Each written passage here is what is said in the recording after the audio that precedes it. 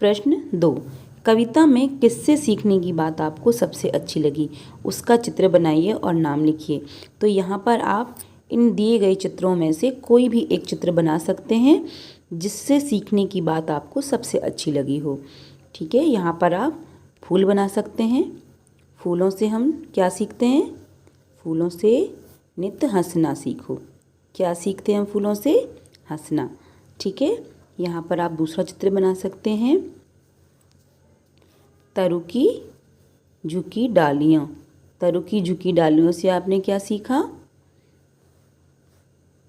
विनम्रता का भाव। ठीक है, तो यहाँ पर आप तरु लिख देना और यहाँ पर आप फूल लिख देना। ठीक है, फूल। चलिए अगला प्रश्न है, पढ़िए और बताइए कि यह भाव कविता की किस पंक्ति में आया है। पेड़ों की झुकी डालियों से हमें यह सीखना है कि हमें हमेशा विनम्र रहना चाहिए। तो ये कविता की किस पंक्ति में आया है?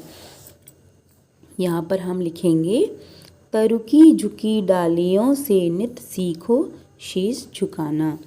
इस पंक्ति में ये भाव आया है।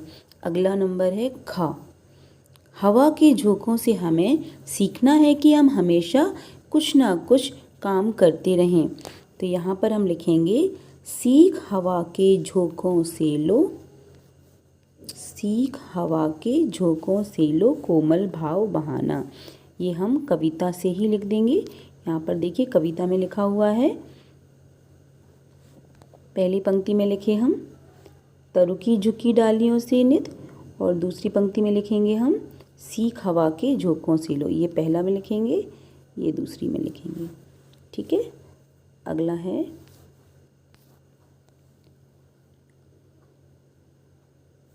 नदी नहर से हमें सीखना है कि जीवन आगे बढ़ने का नाम है और हमें आगे बढ़ते रहना चाहिए।